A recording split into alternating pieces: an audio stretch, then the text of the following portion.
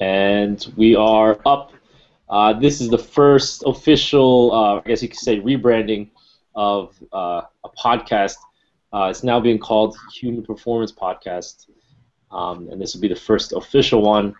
And on this, we still have, or rather, we have back again, Pat Davidson. Crowd goes wild here. Absolutely.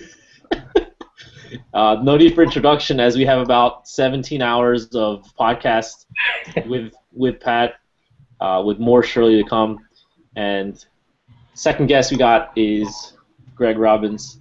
Not that much need for an introduction, but just for formality's sake, strength coach of Cressey Performance, writer, blogger, online consultant, powerlifter, and I'm sure 100 other titles that I don't know or forget. And on this note, I'll just have Greg do a little bit of an introduction, or rather background on himself, if that's not weird enough to do. So Greg, you just got done lifting. What did you get done lifting today? Well, I just had to finish up. Well, actually, two things. Every Thursday night, I take whatever interns are willing to join me, and we started Thursday night carries, where we do some sort of carry variation, mostly farmers carries. For an hour straight, like? No. We usually set some sort of gauntlet down, and we'll just get it done. But and then I just was moving too slow with my lift this morning, so I had to finish up some stuff afterwards. But that was it. Mostly farmers carries. So that's just a fun thing that we've added to usually Tuesday or Thursday night. Little camaraderie. Late night lift. Yeah, with those who are willing. Pull the shirts off and get a little primal. Just burying interns over there, left and right. I pick a minimum weight for the bars, and if they can't hang, then they can't hang. They just sit and watch, and everyone has to attempt it. Well, everyone who's willing. So. Nice. As it should be, right there. Yeah, I like that. Yeah, it's a doable weight. Everyone at least picked it up. Not everyone could carry it, but two people carried it. One person. What is it? We keep on referring. Is it just dumbbells? Like no, I know you have those handles. The farmers carry handles. Okay. Right.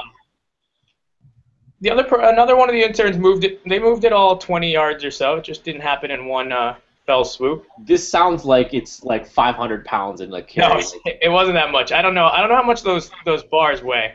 Basically, what we did was we started like a couple weeks ago with 2 plates on each side, and then we've just been adding like 5 pounds per side. So today we were at 10 and a 5. So really, that's a great. It really great wasn't progression. Man, that sounds pretty intense. Especially if you add it every Thursday, after a full day of coaching, for sure. That's true, after the full day of coaching. But you know what that was like when you were here. We used to lift late at night. Oh my God, I love that. I don't know whether it's just me trying to buy into whatever we were doing at the time, or just like it was the right time, right place. But I just absolutely loved like everything involving that late night crew that we had. Yeah, it's always good times when you have an Irishman. That's true too. Gosh. My fondest memory is the Hudson Super Buffet. Yeah. Post training. There was fondest memory until it was over, I guess. We never went back. No, did you ever go back? No, I'll never go back. I got like a crawfish on my crawling away off my plate with everything else that I'm eating there. I remember Anna saying, like, holy crap, you actually went to that place? And it was like, yeah, like, never go there. Yeah. Yeah, Pat, this is like a Chinese buffet for what it's worth, like in Hudson. And there was literally like an Applebee's and then like the Super Buffet and in Hudson. And that's it. That's it. And we were like, has anybody ever gone to this Super Buffet before? And it was like...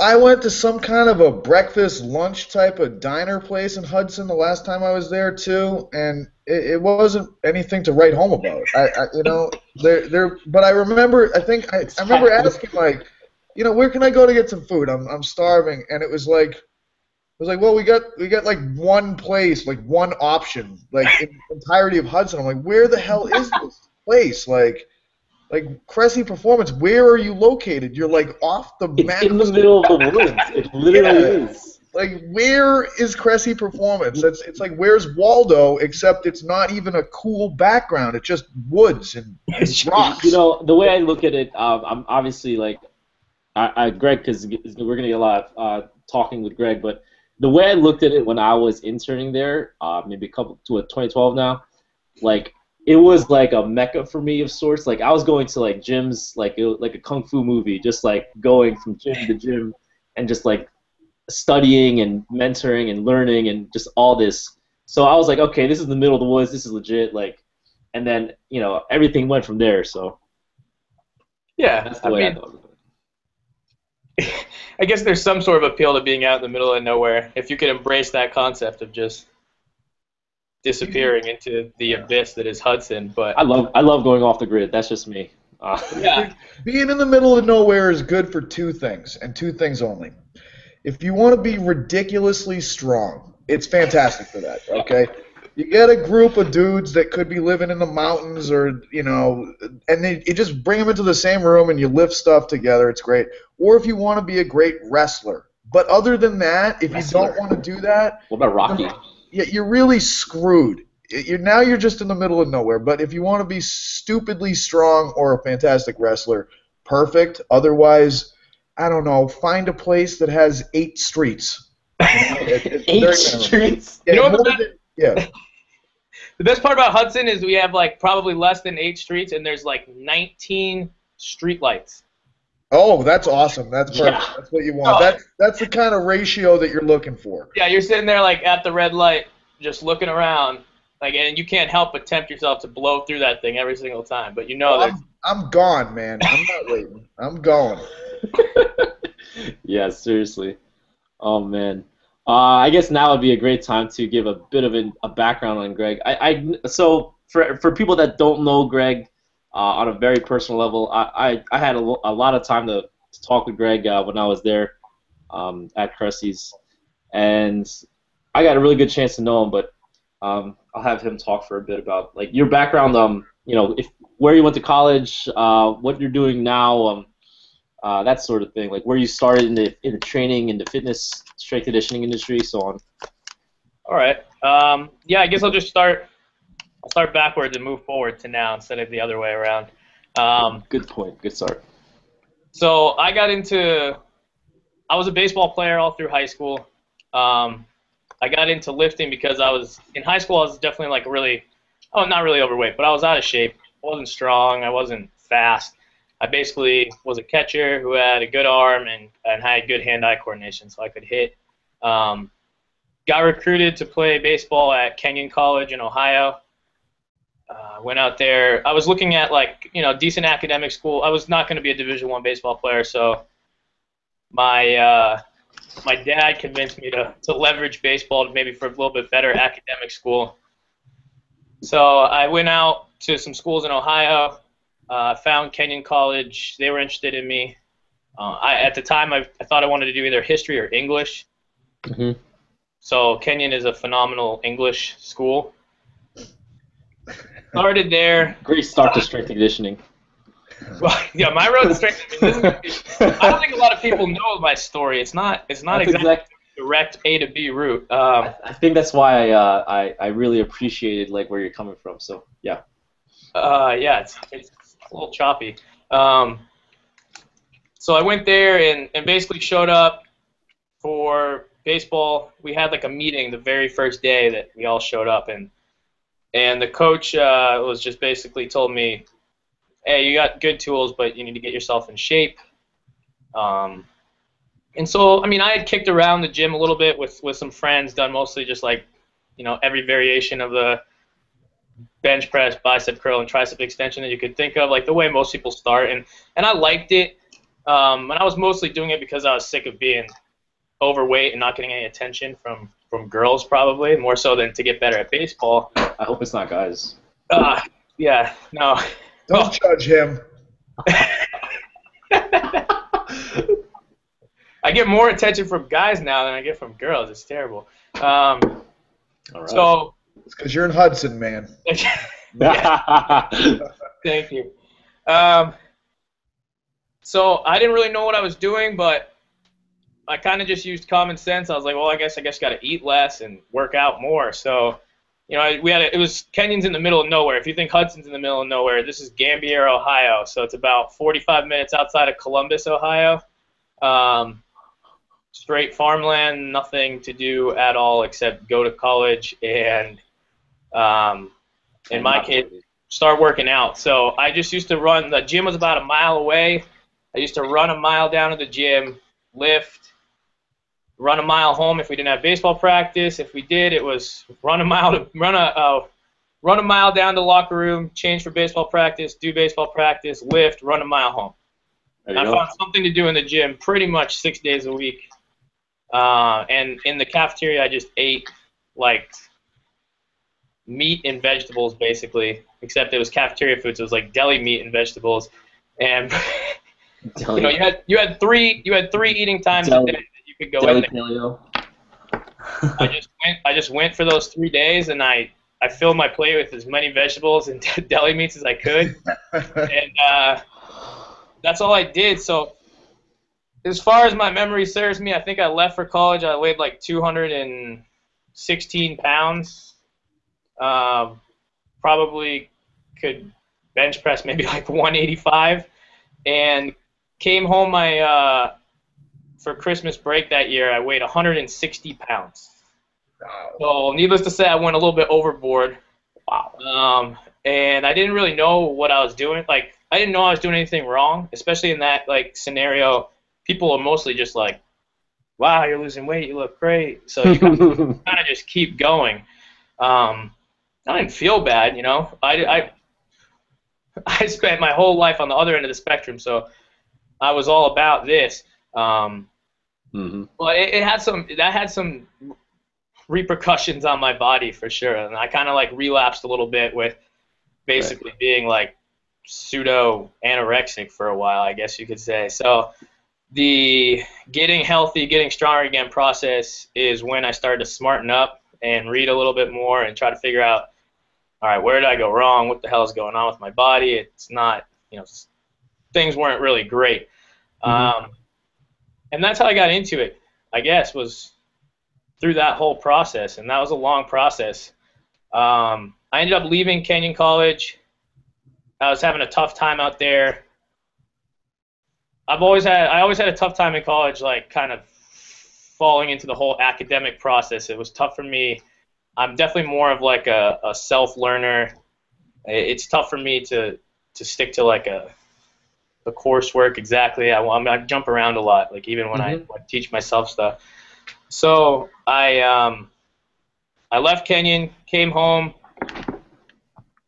ended up going to St. Michael's College in Vermont after 2 years at Kenyon. Did a year there, kept pursuing English. As the major got like a little bit more specific, it turned a little bit more from like general learning about English into real specific topics like early 19th century feminist literature. I just got further and further uninvested in what I was doing. Yeah, that's crazy. And ended up, during this whole process of learning how to get stronger and stuff, I ended up getting better and better at baseball too. So moved up a division in baseball from 3 to 2, and then over that summer after my year at St. Michael's, I got a lot of attention playing in some summer league stuff. Cool. Enough that I had a chance to go and play some baseball for a little while, and I didn't end up going back to St. Mike's that fall. So pursued that a little bit. Came time to decide if I was going to go back to school that next semester, and I really wasn't about it. I was already kind of taking a long road through school, so I knew that training is what I wanted to do. Right. I didn't really know. I knew that strength and conditioning, in particular, working with athletes, you know, like that, everyone kind of gets that inclination in their head that that's what they want to do. So thought about that, but I mean, I didn't have any certifications. I had 3/4 of an English degree. So I was like, I saw this ad. I was just looking kind of at job listings. Oh, and at the time, with all that going on, you get like a little fucked up, for lack of a better word, in your head about like where you are in life, what you want to do. So Right. I was at wit's end, living at home with my parents. So I was like, all right, I got to move out. Found a job as a personal trainer, like an apprentice type program. And I did that for 3 years. I got personal training certification. I just kept reading, kept going to seminars, kept doing books, just did a lot of one-on-one personal training. Right. Um, Commercial gym or? Commercial gym, yep. Okay. About 2 years into that process, I was still like a little unsure what I wanted. I thought maybe I did want to go back to school. So one thing that I kind of always had in the back of my head was join the military. Okay. So I won't get into like the long story, but I was ready to just go full boat and say, all right, I'm going to put this on hold. I'm going to go do the military for 4 years, come back, and this is what I'm going to do. But at least How old were you when you entered? I was 23. Yeah.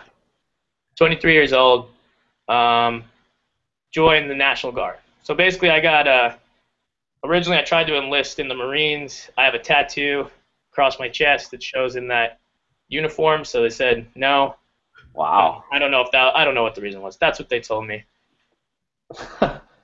So I was like, that's kind of a weird feeling because you're like sort of all messed up in your head and you're like, all right, I'm gonna join the military, and then you're they like, say come no. home and you fill out all the paperwork and everything's about to go through, and they're like, no, you can't do it.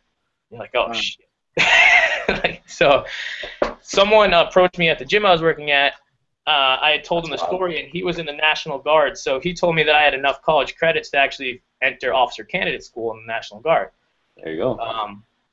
So I said, oh, that sounds like a pretty good idea. Now I can do the military. I think the structure would be good for me, and I can keep pursuing training. Right. So I did that, and I went to basic training because I didn't have actual college degree, but I just had enough credits to enter OCS. So I had to go to basic training just with like active Army. Came back from that, and OCS in the National Guard is like it's a full year course. It's basically you do 2 weeks up front, you do 3-day drills every month, and then you do 2 weeks on the back end.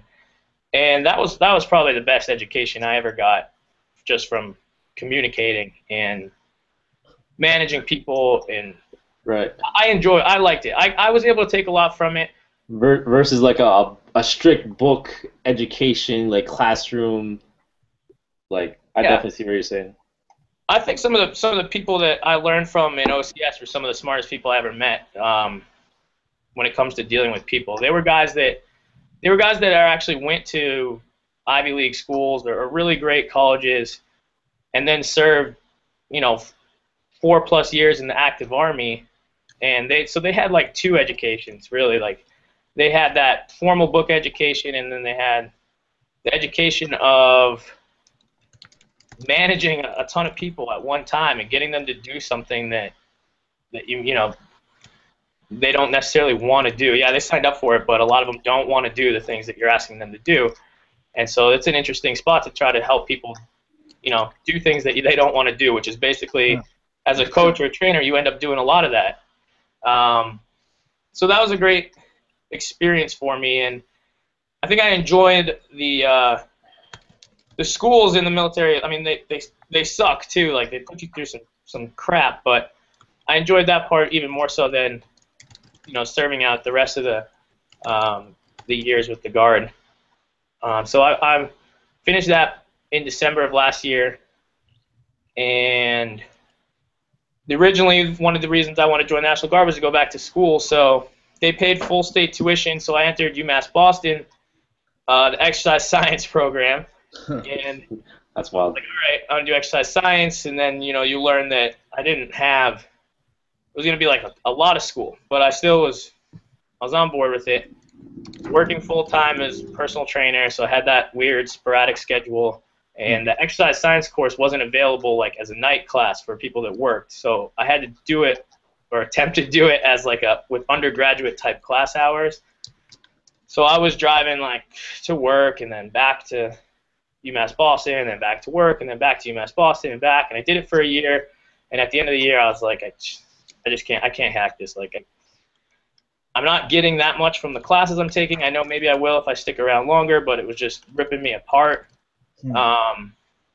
And so I decided that I was just gonna work and get a lot of experience and keep doing my thing. And I got a little bit tired of the commercial gym stuff. Decided I would leave. Took a lot of my clients. It was right at the beginning of the spring, so I took all my clients. I formed some big outdoor classes. They all followed me out there. I was like, all right, this will get me by. This will buy me some time. I'll still pay my bills, and that's when I stumbled upon Total Performance Sports in Everett, like a more strongman type powerlifting type gym. Right. And I kind of my own training at that time kind of followed wherever I was coaching to a degree. Like I had already so I had already been to TPS before because they still do these every Saturday. And if you're in Boston, it's something you should totally check out. Like every Saturday, 2 Saturdays a month, they do a powerlifting geared day, like they'll go over the squat, and they do a strongman day where they'll go over one or two of the strongman events.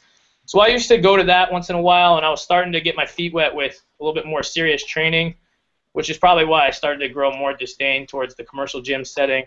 And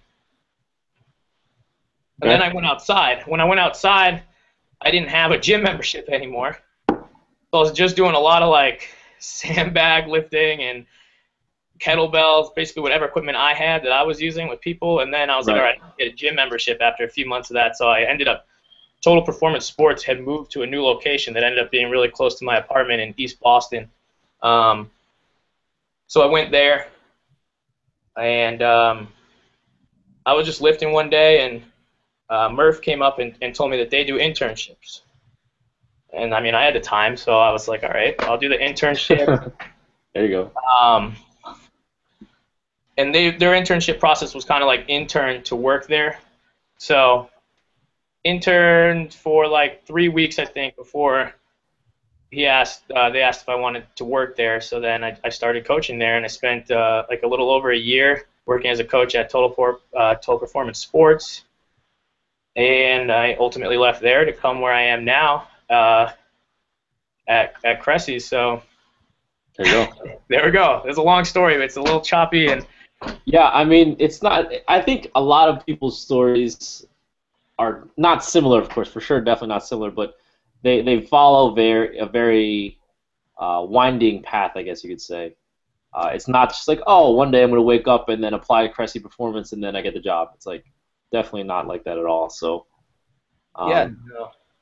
I think it's very important for not only for yourself and just for everybody. Like this is exactly what we're looking for. Like, or at least in reality, this is what I'm interested in. And if I'm interested in it, I'm assuming others are interested in it.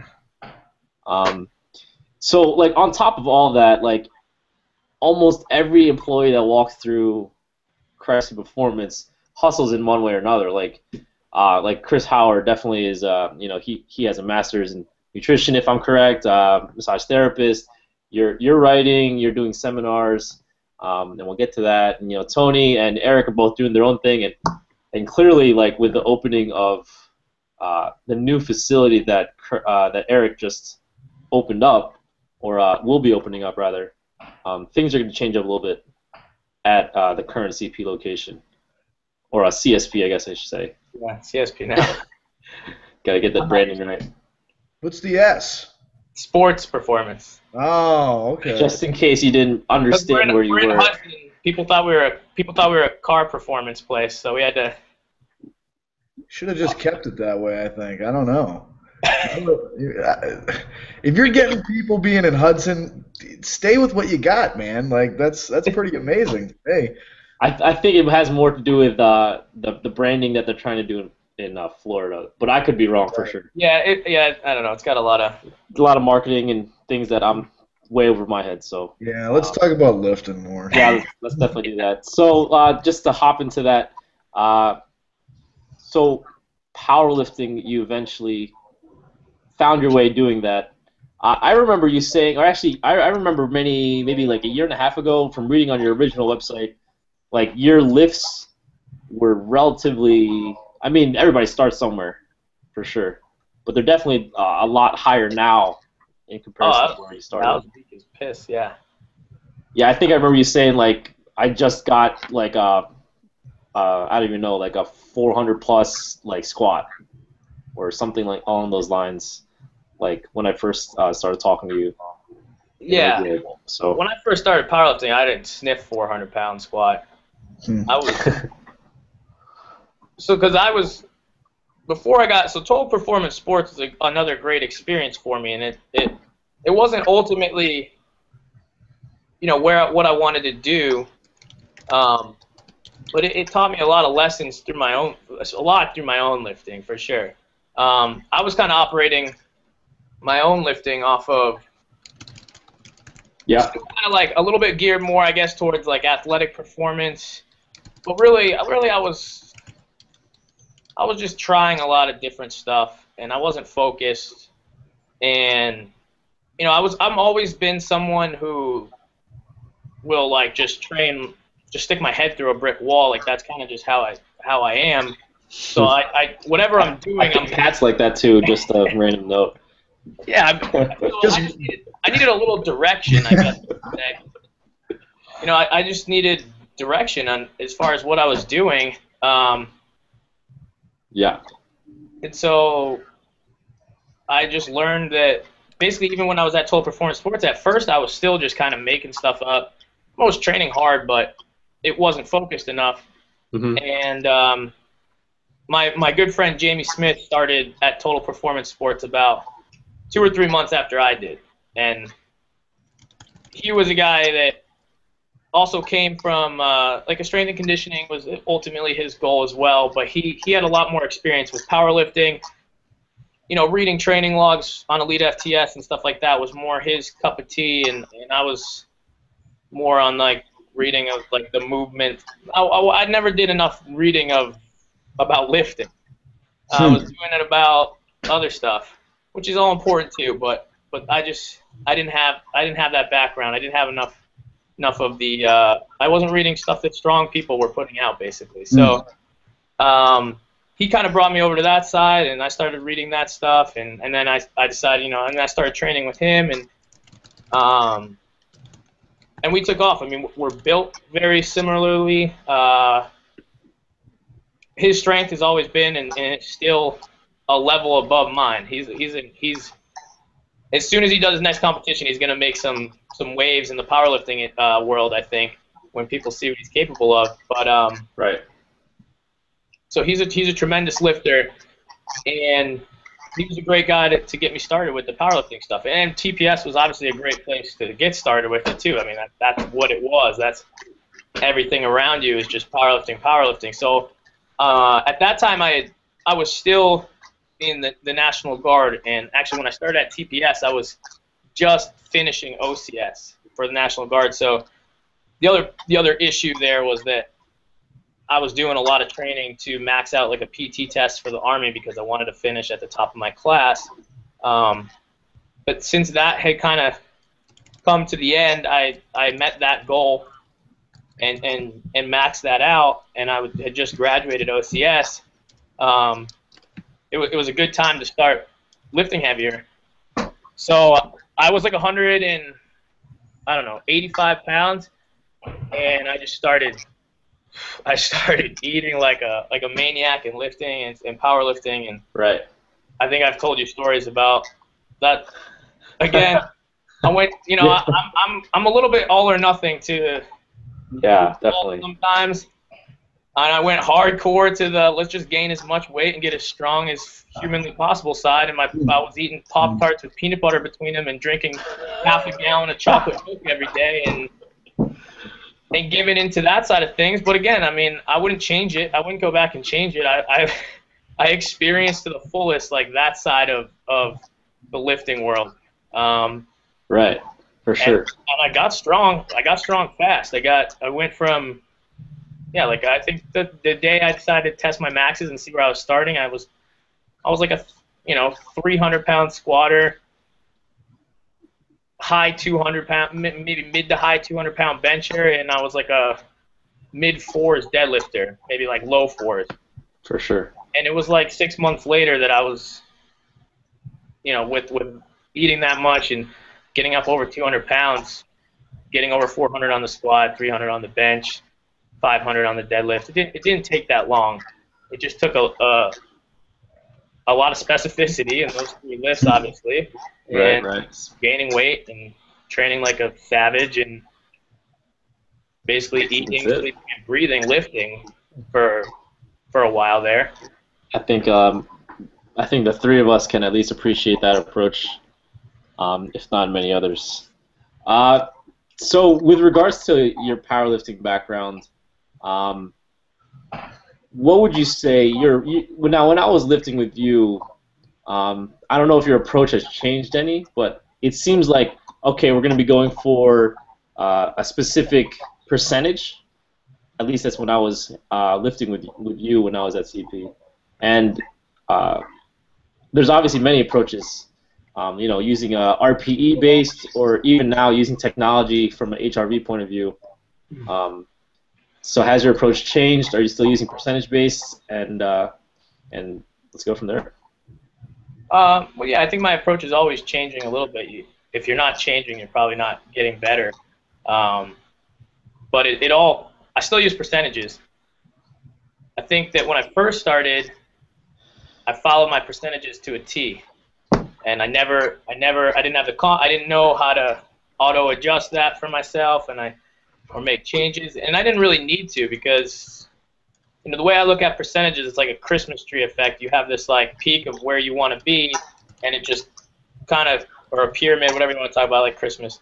You come all the way down, and you have a certain amount of workload that has to lead up to where you want to be, and then every time you do it, that Christmas tree just has to get wider, because eventually you got to be able to handle more volume to get to a bigger peak on that tree. And at first, you can just kind of get to that peak and then widen the tree, and get to the peak and widen the tree, and it just keeps working for you. And then you hit blocks a little bit, and then but by that point, luckily, what I've always done is stuck to more or less the same approach, so I know how to tweak it a little bit every single time. My approach isn't that much different every time that I can't figure out what worked and what didn't work. Yeah. And so I've definitely had to learn, like if I get to this percentage that I'm supposed to hit, and it's just not moving quickly, or it doesn't feel the right way, I got to think about, am I just fatigued, and do I need to train through this fatigue, because that's part of it, or do I need to sort of stop here, create a little like sub-Christmas tree of work, and build myself back up a little bit, and keep going. Right, I hear you. Percentages, I don't know. I'm not saying percentages are the end-all to be-all, but they haven't stopped working for me for the most part, and I'm not sure I'm completely honest with myself enough to use RPEs. I get stubborn too. Like I'll just So I don't know. It just doesn't seem like a concept that could work for me. Maybe I just don't know enough about it or how to implement it. A lot of times that's the case. You just don't know. You just don't have a reason to change, so you don't. But I think one thing that I have changed is that within using percentages, I definitely use like a block periodization scheme a lot more than I have before. I think about my supplementary lifts and why they're important to me for different reasons than I did before. I think before I was like, oh, deficit deadlifts are going to make me stronger off the floor. And to some degree they do, but I've learned that sometimes I'm picking variations like a deficit deadlift because it teaches me a lot about my technique, and my technique gets better, and then I get better from the floor. Gotcha. So the limiting factor would just be the technique, not the specific lift itself. Yeah, I think so. I just make changes. So when I put something into my program, it's for a different reason than it used to be. But compared to like what we did when we were here, it's not that much different. It's not. Yeah, it's definitely not going to radically change. Like, oh, now we have this completely new technique. Yeah. Like change my lifting numbers completely. I hear No. you. Yeah. Honestly, like just recently for this meet in October, because of the losing weight and Yeah, how much weight did you lose recently? I've lost I'm like a little over 200, and I was up to like 230. So I Oof. lost it pretty quick too. So it's gonna take some time to Build it. build some of that stuff back. I mean, I feel still pretty good on the squat and the deadlift, Yeah. but sometimes I mean, I have all my programs like saved, or like I said, Jamie is a lot of times Jamie will write a program, and then I'll just go in and look at it and say, all right, how can I make the little tweaks for myself? At first, he would just write a program and I'd do what he was doing. I didn't know any better. Now I know myself better. I make little changes for myself. Right. Okay. I was just going off of that percentage, and to go off of that, Pat, there is clearly no percentage-based training with regards to strongman, or at least that I'm not aware of. Well, I would say that it's a really tough area to get into in regards to percentages for strongman, because some of the events, if it's a car deadlift, we don't know what the car weighs. It's just ridiculously heavy, and you just have to get stronger. So and nothing really. I still have not felt anything simulate the car deadlift other than doing car deadlift. Like you can't really get at that thing unless you do the exact thing. Greg, you were talking about sort of deficit pulls and how they relate to a deadlift. And to me, like what the sport of strongman has taught me is the degree of specificity, how unbelievably clear-cut one exercise is in regards to being different from another exercise. Like, I don't see really too much of a carryover, to tell you the truth, between a trap bar and a barbell. I don't see a ton of carryover between either of those and a car. I don't see a whole lot of carryover between a log and an axle. The dumbbell going overhead is totally different from any of those things. So, I think that ultimately we always have to look at things from the degree of how close are we to simulating the contest environment that we're in. Now, powerlifting, I think, is tough because, quite honestly, it can get a little bit boring if all you're doing is kind of. But from like a powerlifting meet, you do nine contest movements, and what are you gonna do? Like, how are you gonna simulate that in training? Like, be in the gym for 12 hours and do 9 movements? Like, that's really tough to do, but that's kind of the sport in some ways, especially at shows where there's a lot of lifters. Yeah, definitely. So it's always a tricky area when you really start talking to competitive lifters, I think, and you ask them what they really do. It's never straight up like a textbook says. You're always working around injuries. You're always working around logistical situations that are tough. Percentages for strongman events, yeah, when you have time to be able to actually plan out a block, sure. But when it's a stone and you have there's the 250 and the next one up is the 275 and then you get the 300, you don't have these even kind of incremental changes that you can create like with a barbell with 5-pound plates, 2.5-pound plates. So you do the best you can, but I think it's the same sort of paradigm that you have to think about, like training within the zone of being able to perform the exercise technically sound, trying to accumulate some volume along the way, and then ultimately simulating the contest environment as close as you can as you get really close to a contest. So I don't know how much of that really applies to you, Greg, in terms of just thinking about.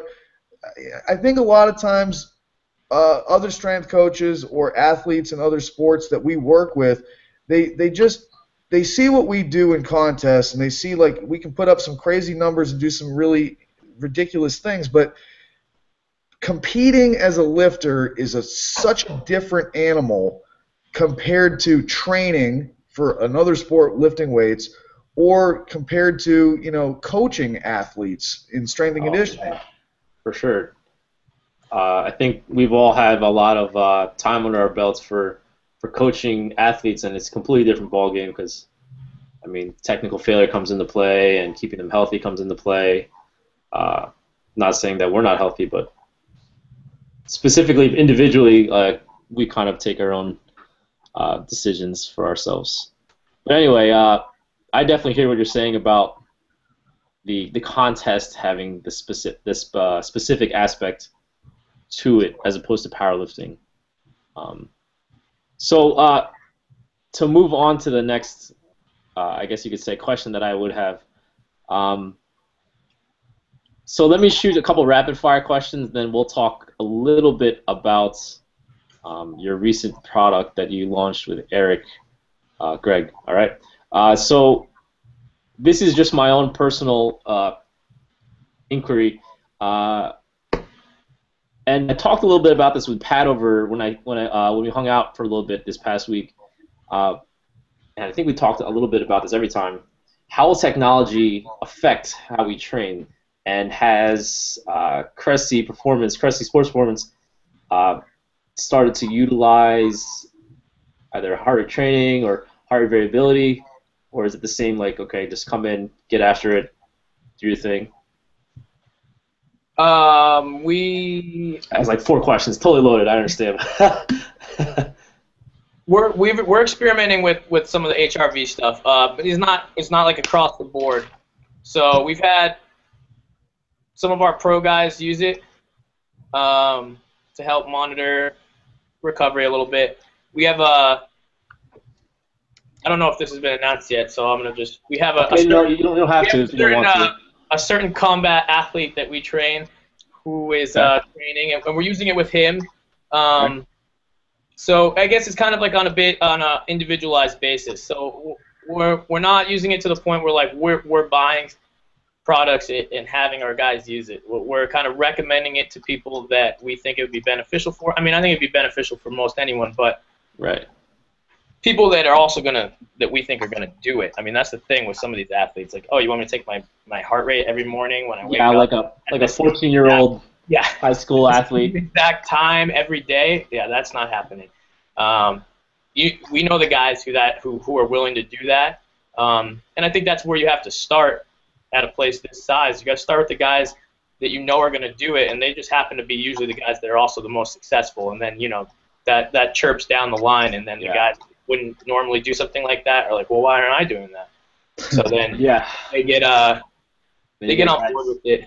And then you got guys breathing in the balloons afterwards. Yeah, you know what?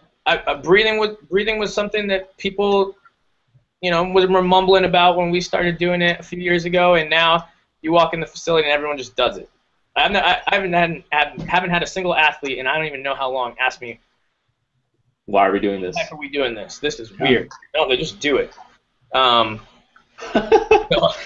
Which I think is weird. I mean, I don't know. Like, if I was... That is weird, isn't it? What the are we doing?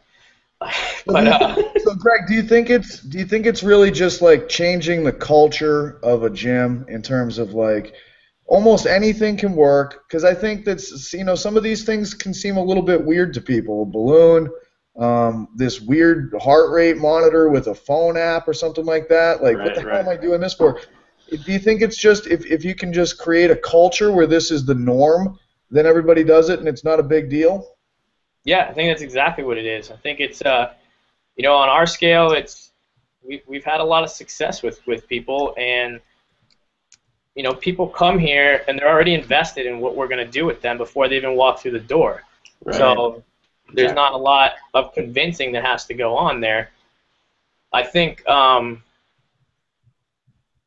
lot of that's happened in the time. I haven't been here as nearly as we're 7 years old, and I've been here a little over 2, but I've even seen it in my time here that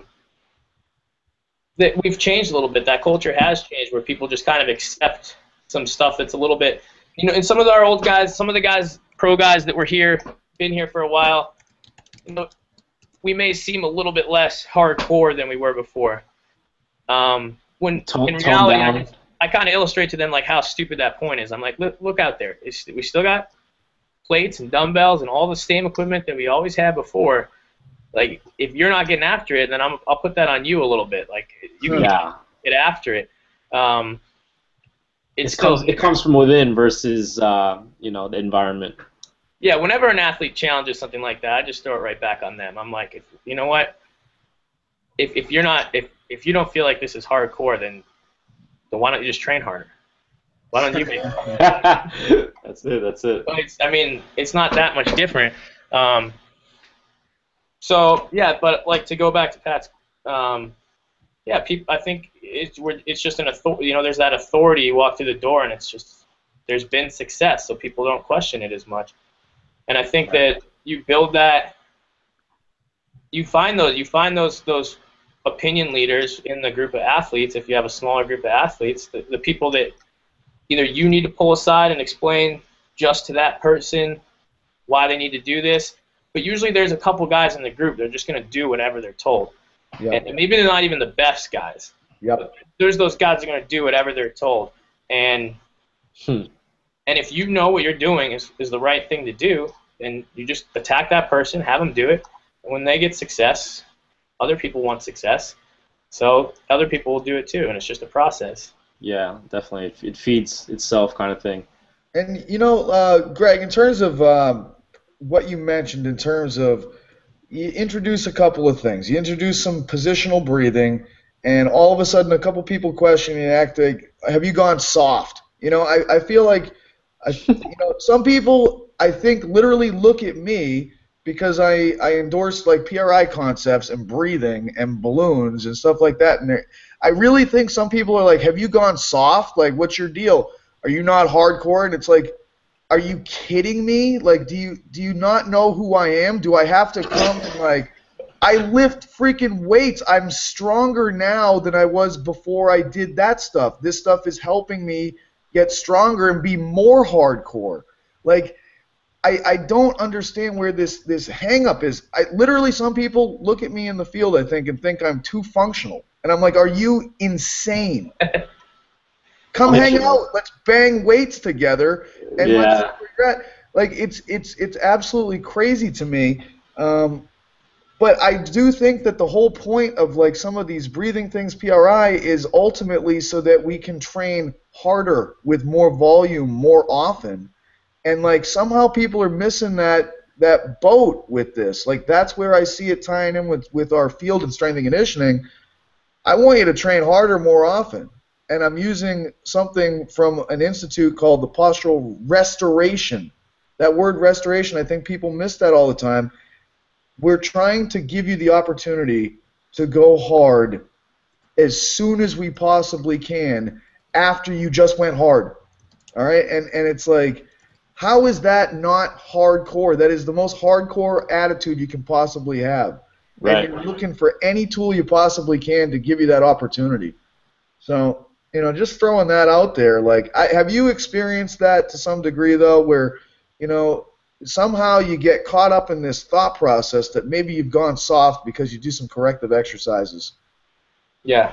I think it's funny because I think as I've adopted more of the PRI stuff, I spend less time warming up than I did before. Yep. I knocked out a few positional breathing things, and literally before I was doing like a list of like 10 mobility exercises. Like I don't even do that stuff anymore. Yep. Yeah. I just breathe myself into a better position and like go for it. That's about it. That's it. That's feeling like that's all I have to do. Like, I used to walk in and feel like, oh God, I got to go through all these mobility exercises because I feel like a ball of crap right now. Yep. I walk in and like I really literally feel like I probably could just go, but I go through the breathing stuff because I know that that's why I feel that way, and I get it done. So yeah. I totally agree. I feel the same way, man. My warm up at this point, well, now I live in a city environment, but it used to be I would drive the car, and then I would drive the car to the gym at this point, and then I would just load the bar up for the work set as soon as I get there because I'm driving, I'm hip shifting, and I'm on the wheel and I'm reaching, and I'm ready to go. Like it makes me go insane when people like. They're like, is this really necessary? And it's like, well, do you want to get more training density, and do you want to be able to train more often? Yes, that sounds great. Well, then this is the answer for you. Yeah. That's You know? it. I mean, I'm not bashing like foam rolling or anything like that, but like people will just hop on a piece of foam and roll around for like 15 minutes. No one questions that. Yeah, exactly. You know what? I find that I don't need, if I have used these exercises, these positional breathing exercises, these PRI exercises, if I do like 2 breathing, some pretty in-depth breathing exercises, and then I hop on a foam roller, I feel like I don't need the foam roll because there's no like tension in any part of my body, like essentially, barring a couple spots from the previous day or whatever. But other than that, it's like breathing, do like a Spider-Man lunge, do like a inverted reach deadlift, and then that's it. Like Yeah, maybe you need to get hot after that. yeah, That's about it. like jump ropers. I don't know. Yeah. Like go back to the basics, you know. Totally cuts down the time, and it pinpoints. It's just a one shot, one kill, and then go train your ass off. And then after you train your ass off and you feel broken, here, do it again for 3 minutes and put yourself back together again. Go on your way, and do it again tomorrow. Yeah. I think honestly, like even in our warm-ups for athletes, they become more of like, let's get the breathing stuff done, and then what seem like mobility drills to me are just almost like movement education drills. Like, okay, we're not really, like the mobility's already there, and if it wasn't, we attacked it through more like proximal strategies, and then things like a back-to-wall shoulder flexion, and just like a lesson in creating relative stiffness. If you're going to put your hands over your head, and you learn how to engage your core or something like that. So like a dead bug, bird dog. Bird dog, yeah. Those are like, to me, those are movement education drills. They're not like mobility drills. Right, it's exactly what I was. Yeah. And I personally don't use them in my training because I feel like I already have that education. Like I know what that's supposed to feel like. Very good point. Yeah. I think that can happen because, Greg, I couldn't relate to you more on a lot of things. You know what I mean? The path you've taken being roundabout, the music you like, all that kind of stuff. But we didn't talk about that. God. Dude, I used to have the list of activation exercises that would go on for 20 miles. I got to get glued, and now I got to do a single leg stance, and now I got to do a scapular retraction drill, and now I got to do upward rotation one, and now I got to do something neck. Maybe I went the wrong direction. But, maybe all of those things did teach me a lot of lessons. And maybe I forget that other kids, younger kids getting into this, maybe they need a lot of those lessons. I do think that finally I found one kind of systematic approach in terms of PRI with some breathing things that can kind of just boom, unlock you, get you ready to go. But I hear what you're saying in terms of education regarding specific segments, and I think that's a big time point that you made there. For sure. Yeah, I think it's just doing the same thing and looking at it differently. It's like that's not always how I looked at it, but now that's how I see it, and I think that has made me a better coach too, because it's like this is a teaching point right here. Like this warm up is setting you up to just be an animal out in the gym, because if you master this stuff here, then I can give you subtle cues that make sense. Basically, coaching's all about context, and the warm up is where you develop that context with a lot of young athletes. I think it's like, we're going to do these small drills so that you have context, because you don't even know what your shoulder blade is. You don't know what a scapula is or how it moves or anything like that. So then you go out there, and especially in our setting where it's semi-private and I'm not the only one that's going to be coaching you, and someone comes by and says, tilt your shoulder blades back, that's going to go right over everyone's head unless they have some good education in their warm-up on how to do a wall slide. And then you're like, this is your shoulder blade right here, and this is how it moves back, or whatever you're going to use. But just developing context. And yeah, today's youth, I think they need a lot of it. They're all over the place. They're pretty out of touch with themselves. So yeah, for sure. Definitely agree with that. So I think these breathing exercises also give them a good reference point. It's like, these are your ribs. This is how you breathe, so on and so forth. So yeah, it just makes coaching easier if you take the time with something like that. Oh yeah.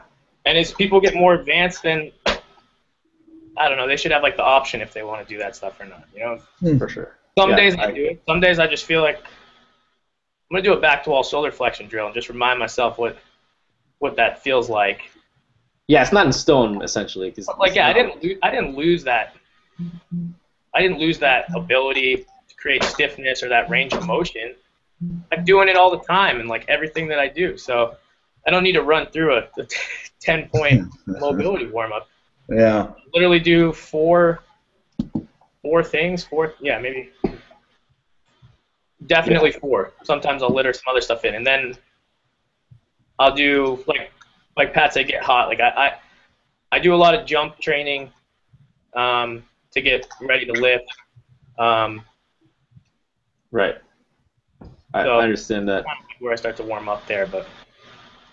So to take maybe a step backwards to powerlifting again, I kind of got sidetracked. It's really easy to get sidetracked, I guess you could say, especially with 3 of us here.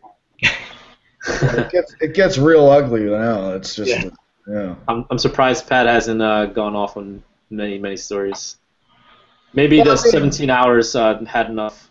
Look, man, small doses with me. I learned that. It's a really valuable lesson in life. I've already dropped enough of myself on the freaking internet lately. Like, you got to leave people wanting more, especially when you're me. That's just an obvious thing. Like, who the hell? Like, nobody can handle more than like 15 minutes at a time, and somehow you have recorded me speaking for hours on end. And the fact that happened, I just leave the seat. All that's reasonable and good in the universe has been offended by that. All right, so I should just pretty much shut up and let this man Greg do his thing and talk and say things that are probably valuable, and just hands off is an appropriate strategy for me in this world. Okay? At least for the next couple minutes, I guess, right? Yeah. So, so your product that was released. Specialization Success Guide. This is a percentage-based guide, and it essentially goes from like a block periodization point of view. And I'll kind of stop doing the talking because you obviously wrote it. You know a heck of a lot more about it than I do. It has a lot of cool features, and I just want to know like how is this different than your average online program, like a 5-3-1 or 5x5 or whatever else is out there. All right, yeah. I think it's exciting to release a product and go through that process. So, I mean, one thing you have to think about when you're writing like one program is you kind of have to try to pick like this middle audience for it. That's the toughest part, like who am I targeting? And so that's kind of where the percentage scheme was based off of. I just had to think like who do I think is going to purchase this product? Like who's going to run this program, and how would I train? Like how would I lay out their training? So to me, it's a little bit aggressive, I think, from a percentage standpoint, and it's got elements of block periodization in it, but I think it's mostly just it's really like a linear periodization scheme. It just moves from like higher volume to lower volume, lower percentages to higher percentages. And I guess the block periodization undertone to it is that I like to sort of condense my training meaning that like you're going to be doing a lot of variations of the different lifts further out, and then the volume in the program is going to condense via becoming more specific. Which is how a lot of block periodization type stuff is set up. Right.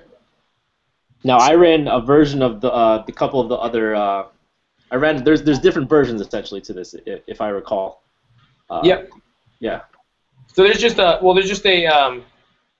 squat, a bench press, and a deadlift one, and basically the difference between them is that I just put more volume in for those lifts and take some volume out for the other ones, and there's a couple more supplementary lifts for that given lift, as well as setting your training max differs depending on which lift you want to focus on.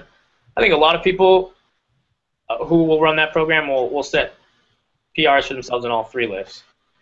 Right. And that's very doable for sure.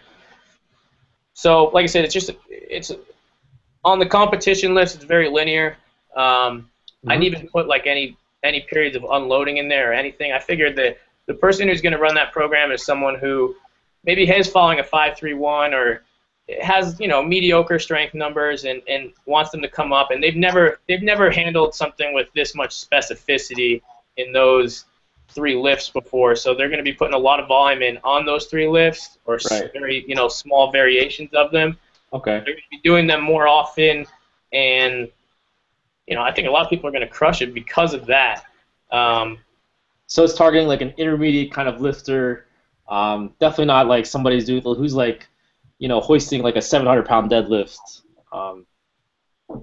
No, I just think those percentages would just be too aggressive for them. Right. They would just be spending too much time towards the end at some pretty heavy weight. I mean, 95. I think like if I was gonna, I have run pretty much that program for myself, and the way I would just attack it is that I would use deloads at certain points of it, which I did a little post up on my site on where you could put those in if you're a little bit more advanced lifter. Right. We'll link to that. And I'd probably just set my training max a little bit more conservatively. But I actually, in the text portion of the book, I do talk about ways to play around with your training max. Right. So the thing about like the product is essentially like you just said, like it's not going to be in stone, like everything we just talked about. Like especially if you're an advanced lifter, it's going to fluctuate based on your training max. So it's not going to be okay. You're going to do this number regardless of whatever numbers you're looking at. It's based off of your training max. Yeah, and that's something I've learned. A way that I've learned to regulate percentages is that I give myself a training max range, basically. So if I start my training cycle, like let's say a 14-week training cycle with a 500-pound max on the deadlift, then every 4 weeks or so, if you're going to have success on most percentage-based programs, you need to change your max a little bit, depending on how you set up your training. It's not always the case, but let's just say you did. Let's just say you said, after 4 weeks, training max 510, and after 8 weeks, training max is 520. You don't have to stick to 520. You could say that, all right, well, today I'm going to take 85% of 500 to 520. Right. So you have yourself like a little range for the day, too. You can get all your working sets done in that range instead of just using the straight weight. So that's something I've done for myself with a lot of success. So I just put that in there as an option for people. And just saying, the more intermediate you are, the less you can use that range. I want you to push it and work towards the top. And the more advanced you are, work with a range there a little bit. Allow yourself, if you're not feeling like those weights are moving the way they should, to come down a little bit. Right. Zero. Have no failed reps, essentially, is what we're looking for. Well, yeah, definitely. Okay, definitely. All right. Just for the people who are maybe a little unfamiliar with how our powerlifting program can usually run.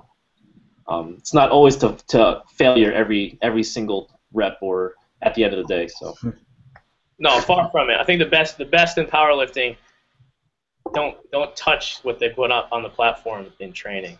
A lot of times not even close. The better they are. So, you got to learn. You got to learn how to accumulate volume and trust that training process a little bit. I hear you. It's called training. I like to tell the young guys I work with, it's training, not straining. Every now and then you got to strain, but you shouldn't be doing that if you're training. Really, you're going to practice. Right. Yeah, I think if you accumulate a lot of volume, you strain because you're fatigued, and then you compensate out of that fatigue, and you're ready to go. You don't strain because you're testing your strength. Stop testing, start building strength. That's one of my favorite phrases for people. Definitely. Less time testing, excuse me. For sure.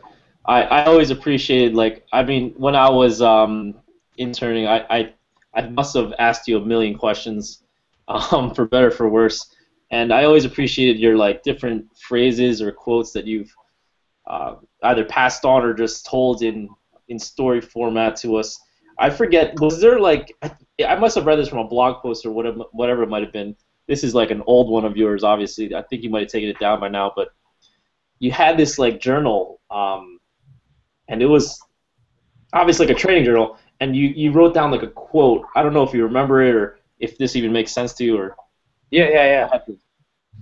It's I'm putting you on the spot, but do you, no. It's Teddy Roosevelt when he talks about the arena. Basically, I don't know the whole quote, but yeah, I'm not gonna ask you to say.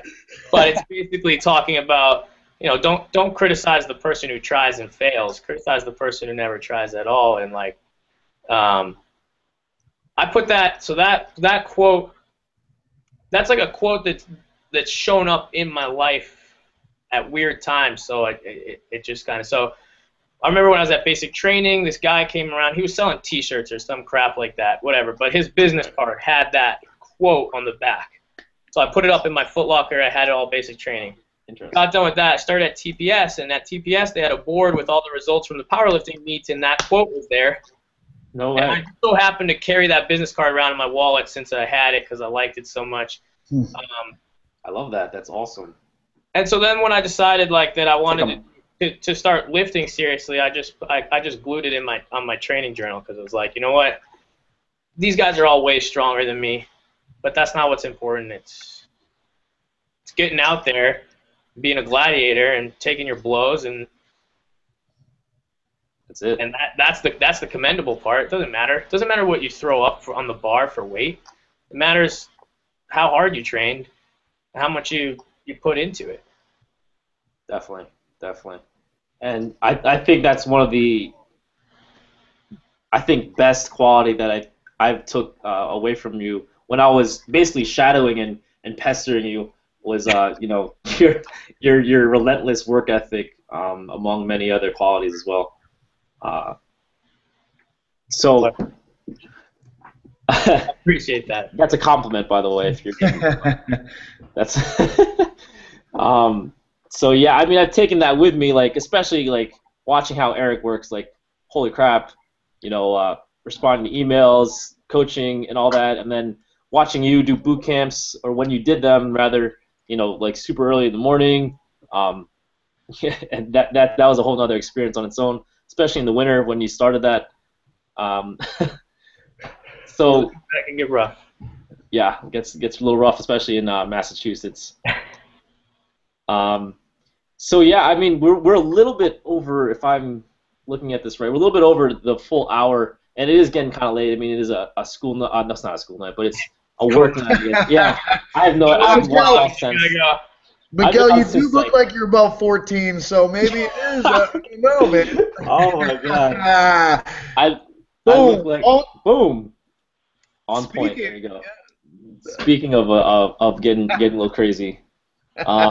There it is. There it is. Laying it all out there. That's good. What are you talking about? You look a little different, Greg. Oh, this whole thing? Nice. I'll tell you what, man, that is a solid look right there.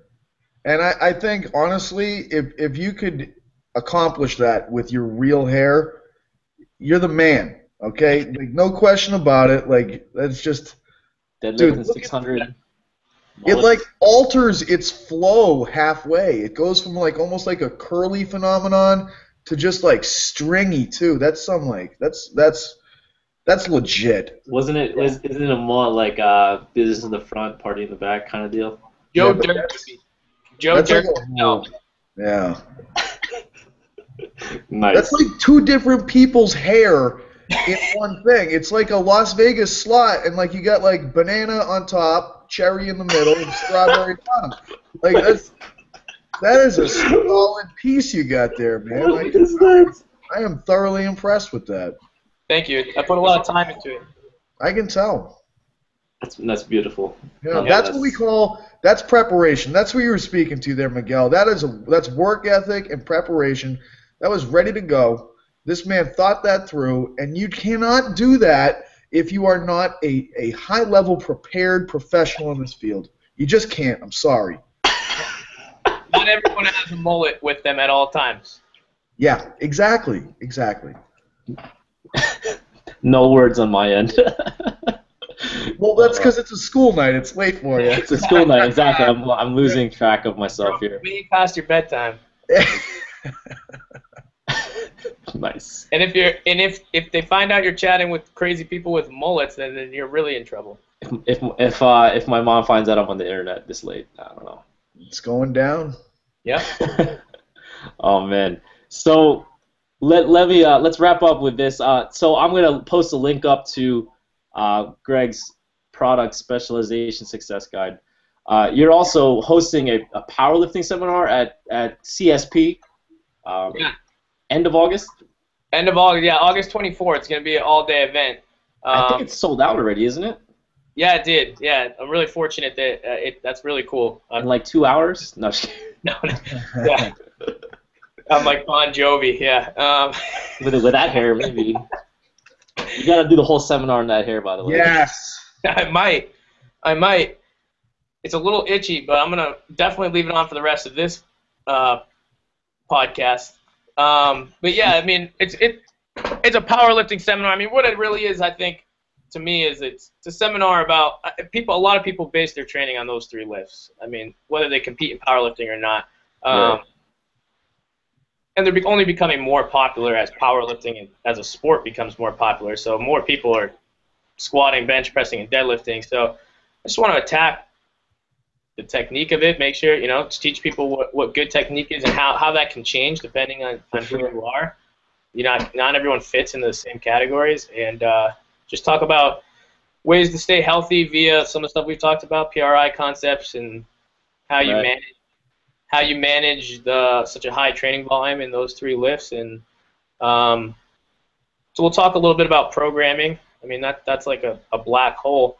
So we'll just go over some general concepts from a programming standpoint, and definitely touch upon powerlifting in case, I'm sure some people are interested in doing a meet. There's some valuable information to kind of get ready for something like that. And then the second half of the day, I'm really excited about. Basically, I'm going to go out on the gym floor and give a run through on the squat, bench, and the deadlift, and some of my favorite cues and how I set up and how I teach people to set up. And maybe take like 45 minutes, an hour to do that, and then just turn the music on and have people train for like 3 hours or so, and just let them That's beautiful. get after it and squat, bench, and deadlift, and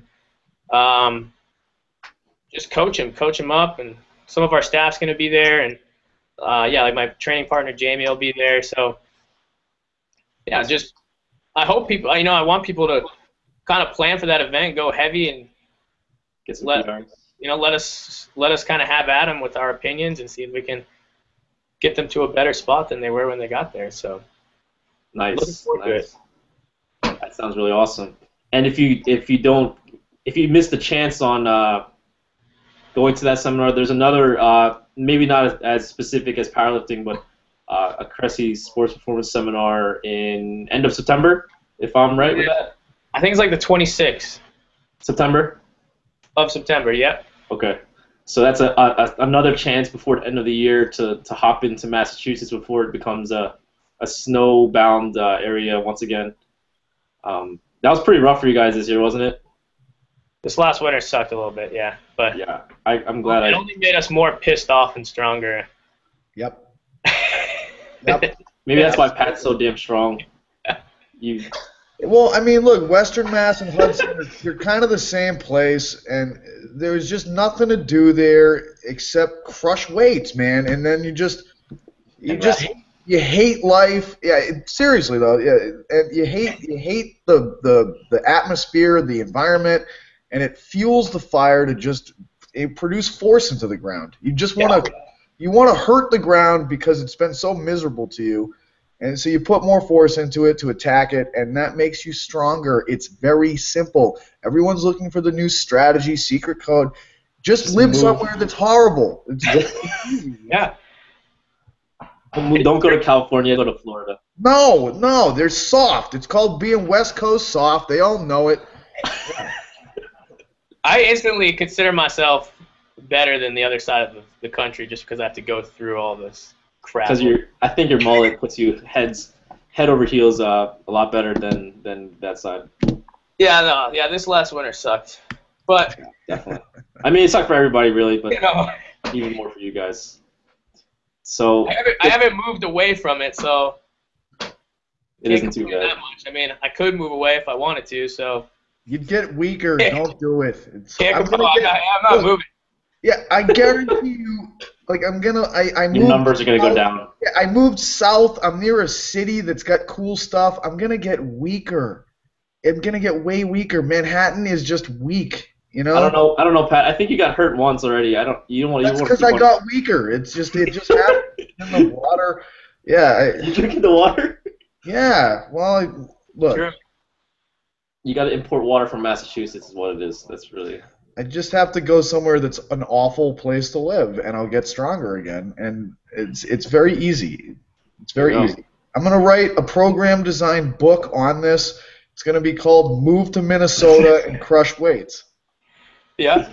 Classic. And now that Boston sports is going down the shitter too, so like we're gonna see some major PRs coming out of the East Coast soon. Huge. We're gonna have nothing to live for over here for strength training. You know, at least we were like good at sports for the last 10 years, but now yeah, I don't know. I think it's gonna be a while. So if that's the case, then the Philly area is gonna blow up pretty soon because we're all pretty bad. So yeah, but you don't get as much snow. That's it. So got it. Noted. Yeah. Not as bad. Yeah, I mean, do you guys even keep your ice scrapers in your car 365 days a year? You know what I mean? Yeah, mine's still in my car. Still there. It's ready to go. 71 day, less than 30 degrees the next. I kid you not, if we went in my trunk right now, there's a bin with an ice scraper and snow pants and a sweatshirt still in there. There you go. I don't even bother taking that out. I'm just like, There you go. I'm going to need it. There. That'll put 50 pounds on your squat right there. Nice. Yeah. Talk about accumulating volume. Shovel your driveway 3 times a week on top of your training volume. 3 times a day, really. 3 times a day. Yeah. Nice. All right, Greg. Well, it was awesome having you on. I just want to put a note out there that the next podcast, we're going to have another guest. I don't want to name him quite yet, so there will be some element of surprise to it. Keep you guys guessing, keep you guys wanting more. And it's going to be, not saying that we didn't learn anything, but we're going to do a little bit of an educational format, hopefully next time. Mullets, we can't learn too much from mullets, I'm sorry. Well, whoever this guest is will not have hair as beautiful as mine. You might be right. You might be right. Like, that's a presumptuous statement. I'm just going to throw that out there. We don't know this for a fact. You know, you think you're big time, and then you step up to the real show, and you find out maybe you are, maybe you aren't. Now, that's a big-time haircut you're wearing right there. That is stuff of legend, but you don't want to get carried away just yet. Just throwing that out there for everybody to hear. You guys are having Joe Dirt on, aren't you? Joe Dirt? No? Yeah. He's the only guy that's got me beat. Yeah, for sure. Greg, hey, it was right. really great hearing what you had to say on these things, man. It's been a pleasure to get to know you over these last few months since I came up and met you at CSP, which was then CP. But you got a really good thing going, and really it was just awesome to be able to talk to you tonight because I know you're a busy dude with a lot going on. Yeah, same to you guys, man. Thank you so much for having me on. This was awesome to chat with you guys. I haven't seen Miguel's face in like 2 years, so that was good. My fault for hiding for the past 2 years. Hopefully I can talk to you guys more often. Yeah, because for sure. We'll connect sooner than later. So. All right. All right, guys. Thank you. Night, everybody.